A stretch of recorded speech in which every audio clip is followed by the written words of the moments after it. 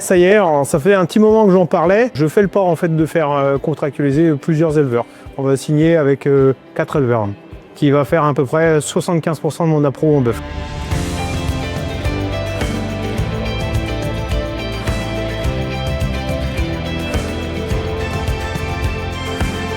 Ça fait à peu près 2 ans, voire 3 ans qu'on parle de la contractualisation. On a besoin un petit peu d'asseoir des volumes, être sûr d'avoir des animaux demain et à quel prix.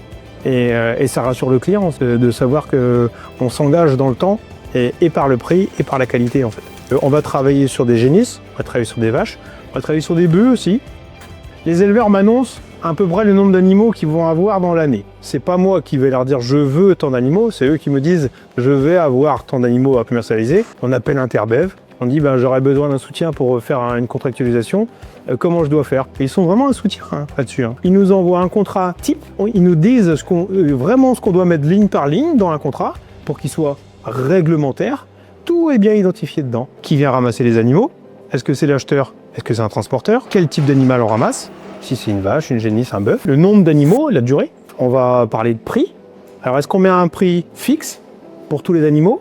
Est-ce qu'on parle d'un prix de tunnel? Sous combien de temps on règle? Et comment on le règle? Si le marché évolue, on va garder un pied de page et on va le faire évoluer. C'est pas parce qu'on a marqué tel prix, telle date, qu'il n'est pas en capacité d'évoluer. On le fera suivre le marché.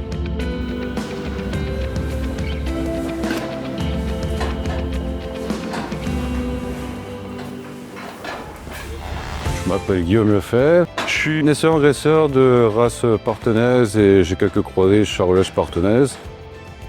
J'ai décidé d'établir un contrat avec la boucherie Terroir et Tradition. Je pense que le contrat peut être important avec une banque. Christophe m'achète environ la moitié de mes animaux parce que l'autre moitié est faite en vente directe. On s'est engagé sur 10 animaux pour les 6 prochains mois. Dans les conditions, c'est un volume, un nombre d'animaux et sur un prix de base. Moi, je viens ici à peu près une fois par mois. Ça me permet de voir que les animaux sont élevés et engraissés dans des conditions optimales. Et ça nous permet de voir l'état d'avancement d'engraissement des animaux. Et ça nous permet un petit peu de faire un calendrier de ramassage.